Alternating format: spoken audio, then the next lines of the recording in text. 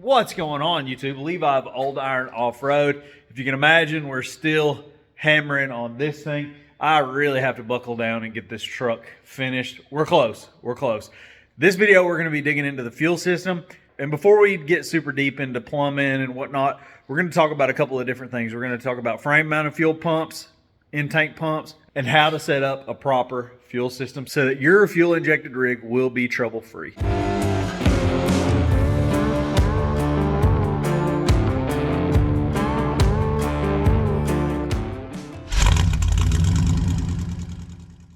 So if you're thinking about fuel injecting your rig or installing a modern fuel injected engine into your vintage ride, the fuel system is the main piece of that puzzle. And a lot of times I have seen issues with drivability and overall general problems stem from a poorly designed fuel system.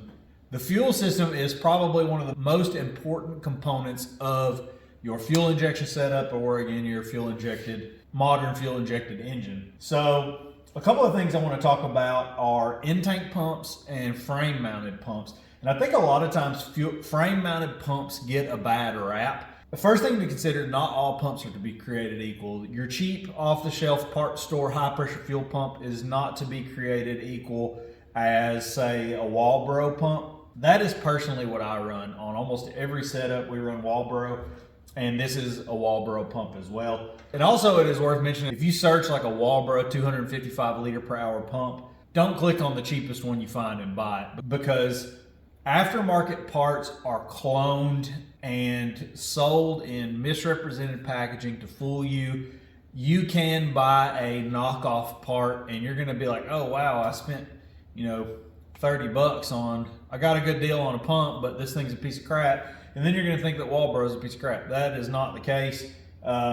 It's real easy for China to spend a little bit of money on packaging and rob some brand names and marketing them and fool you. So be careful where you spend your money. If you see a deal that's too good to be true on a name brand part, it probably is. The next thing I want to discuss is in-tank and frame mounted pumps. Now on this truck we are going to be running an in-tank pump. I personally, on almost every build I do, I run a frame-mounted pump. Now, frame-mounted pumps get a bad rap too, I think, because either people use a cheap pump or they are improperly mounted. Now, like I said, this is an in-tank pump, but we're just going to use this for a physical representation. A pump is not designed to pull fuel. The two things that you could possibly be doing with your frame-mounted pump that would cause you problems is either have it mounted too high above the fuel level or have it mounted too far away from the tank. If your frame mounted pump is noisy, you either have a cheap pump or you are starving your pump. If this pump has got a good, clean, fresh supply of constant fuel, you're not going to hear it. So keep that in your mind.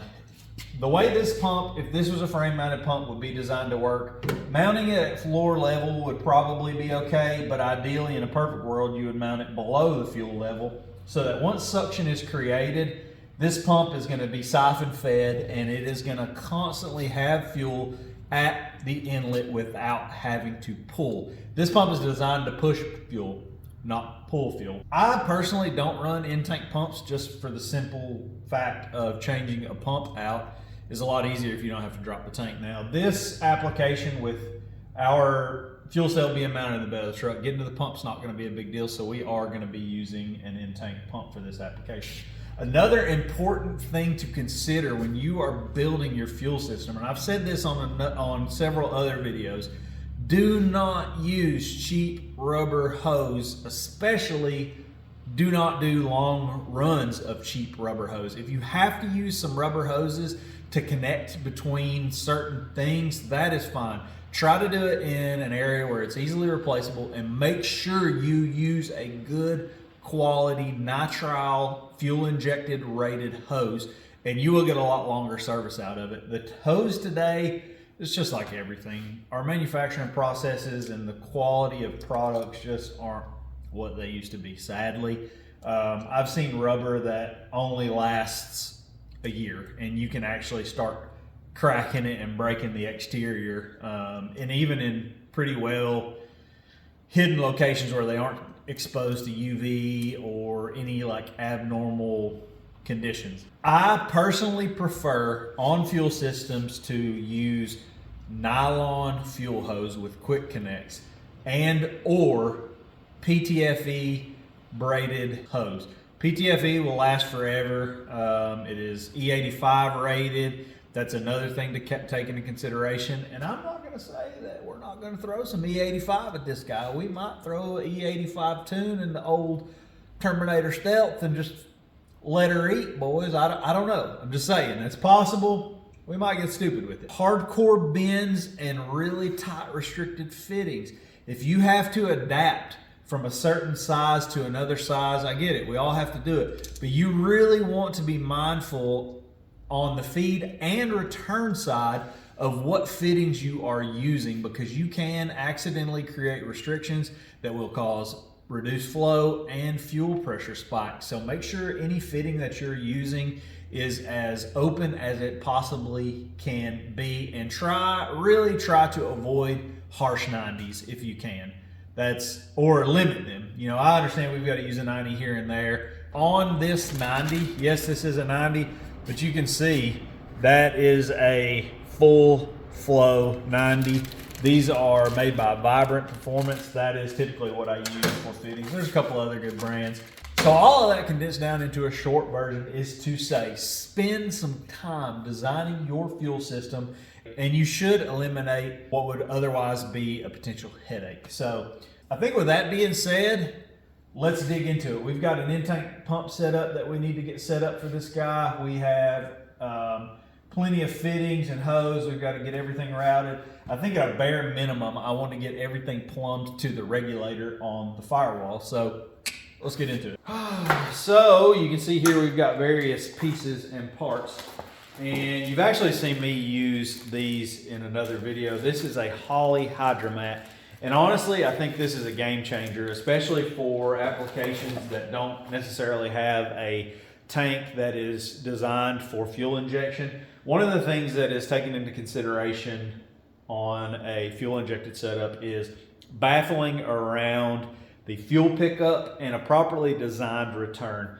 The return should actually be below the level of fuel. If your return is set up above the level of fuel, once your fuel level gets really low, think about the pickup here. You've got return fuel spraying and hitting the top of the fuel, and it's disrupting the surface of that fuel, and it's causing air bubbles, and it can lead to cavitation. This guy here will eliminate that, because believe it or not, that is actually how this is designed to be used. This thing will pick up fuel even if only a tiny corner of it is submersion fuel. So baffling really becomes a non-issue, and an improperly designed return will actually help, because fuel will be hitting this and keeping this wet. So I really like using these. They're not cheap, but they're magic. I have actually tested these in a bucket of fuel with just the corner in the fuel. It will completely siphon a bucket of fuel out through the outlet. It's pretty impressive. This will also help in off-camber situations when your fuel would be trying to run away from the pickup. As long as this guy stays wet, you're good to go. You should have good solid fuel delivery. So we have this adapter from RCI. This is going to adapt our standard fill to a in-tank mounted setup, and it's also got this handy dandy connector for our wiring to run out of. So these are going to be our pickup and return tubes for inside of the tank. Now, another thing to consider when you are doing an in-tank pump is make sure that your hose that you are using inside of the tank is rated for submersion. Not all fuel hose. A fuel hose that is just rated for fuel may not be rated to be completely submerged in fuel, and it will deteriorate and fail. So that's another important thing to keep in mind. So I'm going to pull some measurements out of this tank. We're going to get this guy bolted up. First step of the process, we'll get this guy dropped in the tank and motor on with the rest of the fuel system. All right, so it looks like we need to be about 13 3/4 to the bottom of our Hydromat. So we got to bolt this bracket on and strap our pump to it.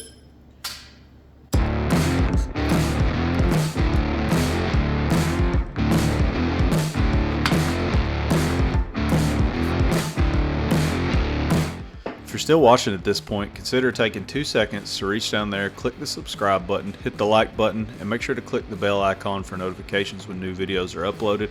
It's free and it really helps us grow the channel. Thanks.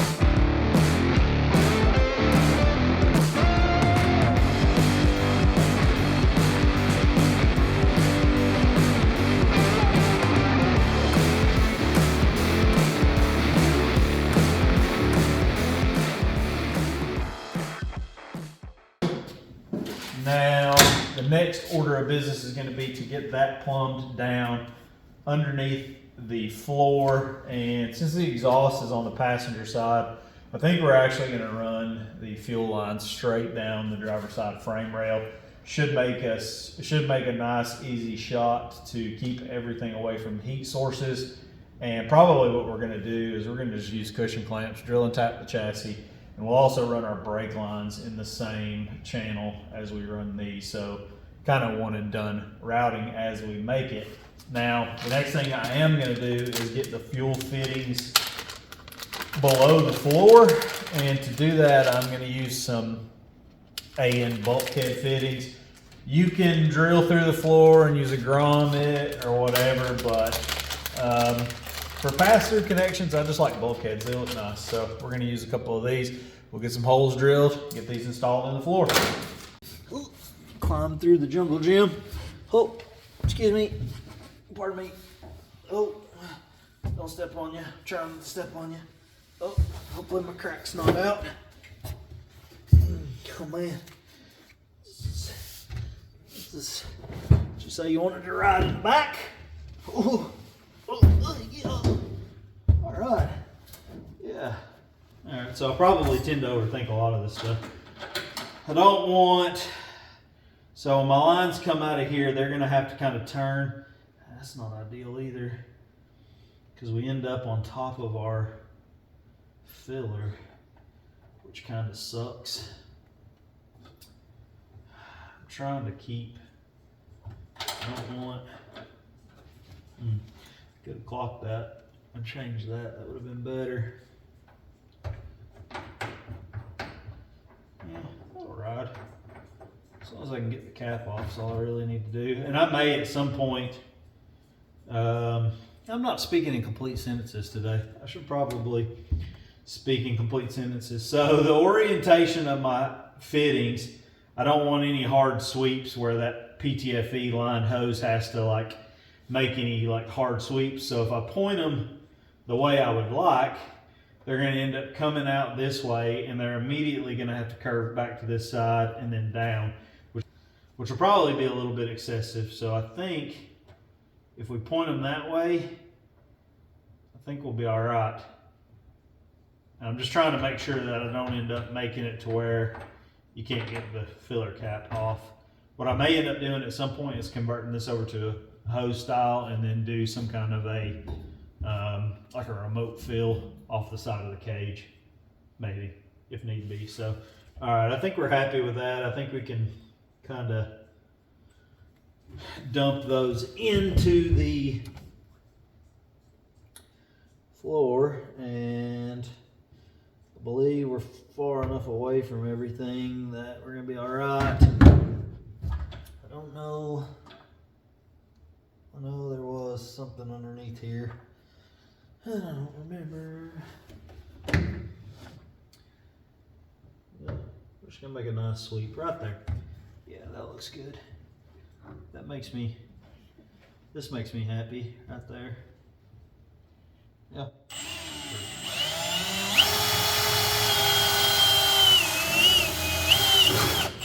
No, not right there. And we'll put the other one right beside it, right there.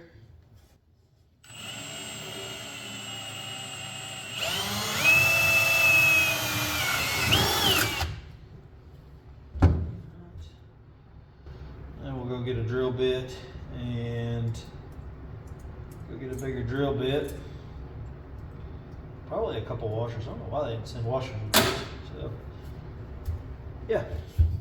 Oh, get out of here. Oh, man. Oh, goodness. Ay.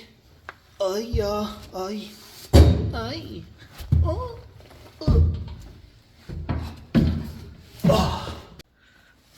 Oh, goodness. Oh, yeah, that was good. Good placement. I'm happy with that. And then I like to get underneath and drill from the bottom so all the hot metal shavings fall right in your face.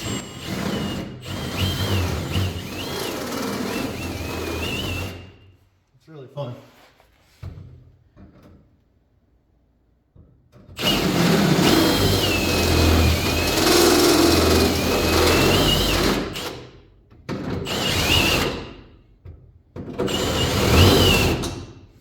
Alright, so I've conned my lovely assistant into holding a wrench for me while she was out here. She stopped out here to tell me something and then got put to work. I just gotta put these to the floor. You just hold the wrench on the top. Where's the wrench? I get it. Oh, yeah, it's getting cramped in here. I gotta go underneath and I'm gonna put nuts on these. And you just hold the wrench while I take them down. Okay, man? Okay, man? Where are they? In the floor, on my back. See them? Yeah. I got the one closest to the door. Closest to the what? Door, the back door. The back? The inner door. They're side by side. Which one? The one closest over to the left. Driver or passenger? Passenger. Okay. That makes sense. Oh, I can't get it on there. That makes a lot more sense. Why can't I just get in and do this? You can, if you would I like don't to. know. I didn't think you wanted to. That would be a lot easier than what I'm doing. Alright, you got which one you got to reach on? Passenger. Ready?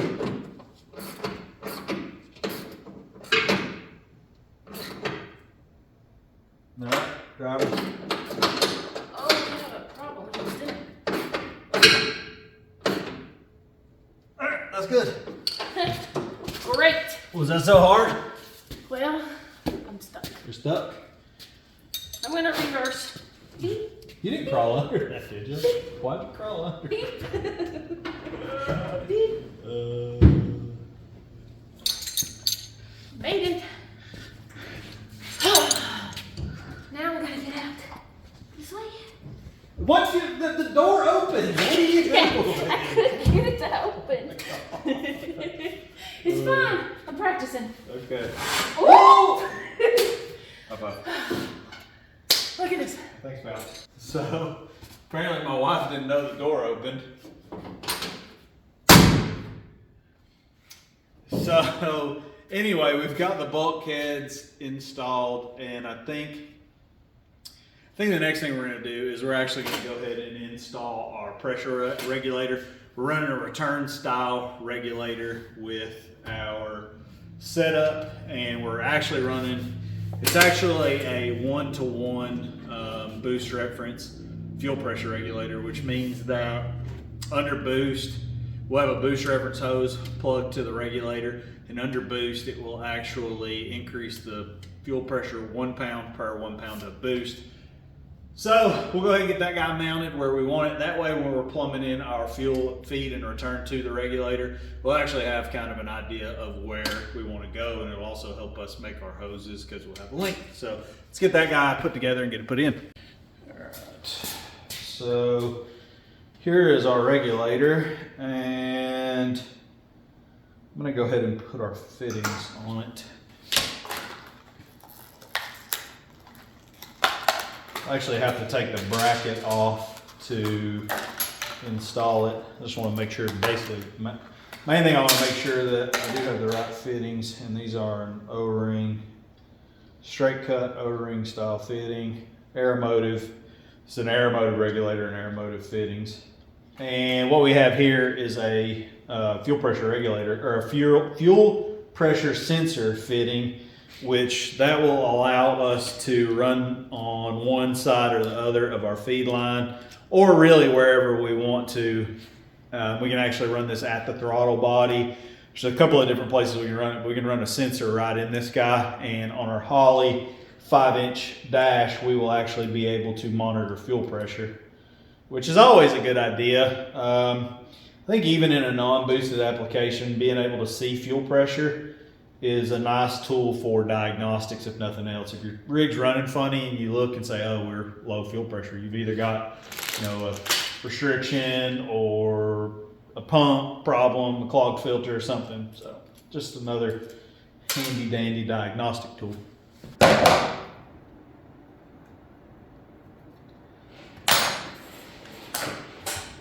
don't think there's anything there.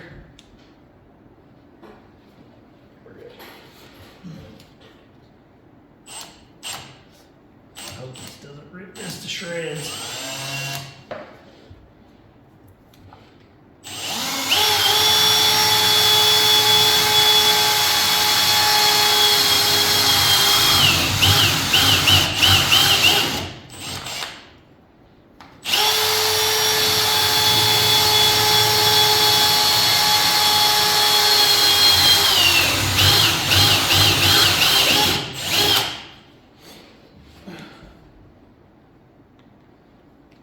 Didn't kill anything.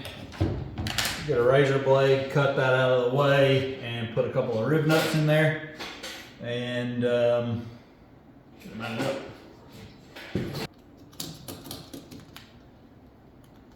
Seems like the adhesive on that stuff's sticking really well. All right, rib nuts, a bit.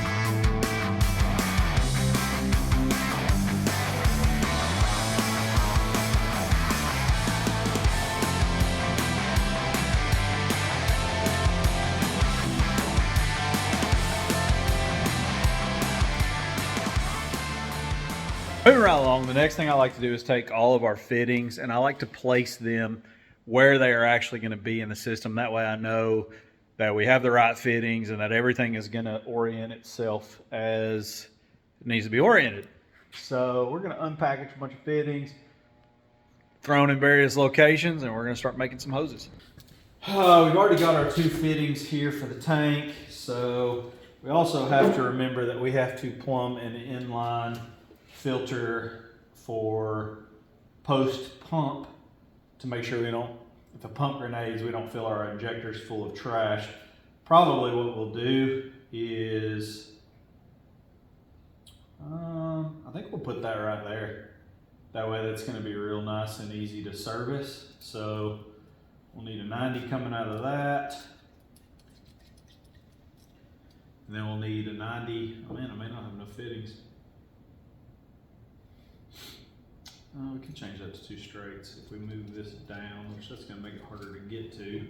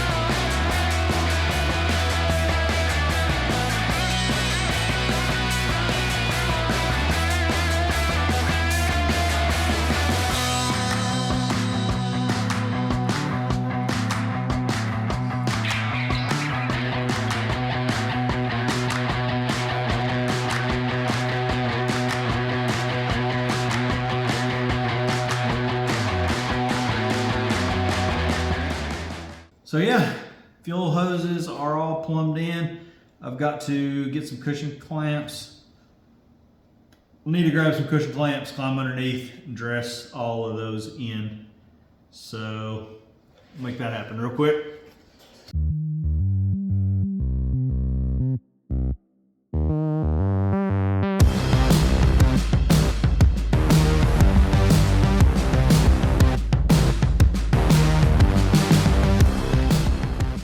You're out here burning the midnight oil, but just like that, the fuel system is plumbed to the front of the vehicle. So I think one last piece to put the topping on the cake, if you will. We're gonna mount throttle body on this guy. Whoa, this is a nice little piece of hardware right here. And as of a few minutes ago, we have all our fittings and everything necessary to actually put coolant in the cooling system. So, man, we're getting stupid close. I'm so excited and happy. I'm stoked. This is gonna be good. I'm trying to think in my head like boost reference and other stuff. We've got a 3-bar map sensor.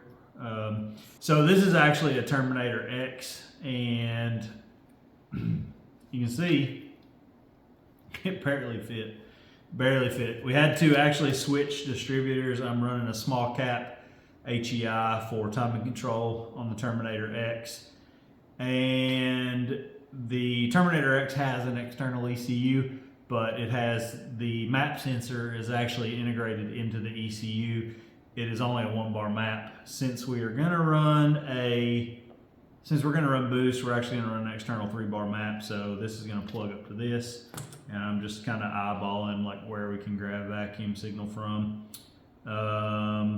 Actually under the throttle body will be fine. Yeah, and the rest of it's gonna be boost reference stuff, so it's not gonna need vacuum. Thinking in my head. But yeah, bolt this sucker down, put the top hat on it. Oh man, we're close. I appreciate every one of you that has been following along on this journey, and I thank you for taking this seriously. Thank you for taking the time to watch these videos and helping the channel grow. I think that's all we've got for this video. Make sure to hit the like button, subscribe, leave us a comment, and as always, enjoy.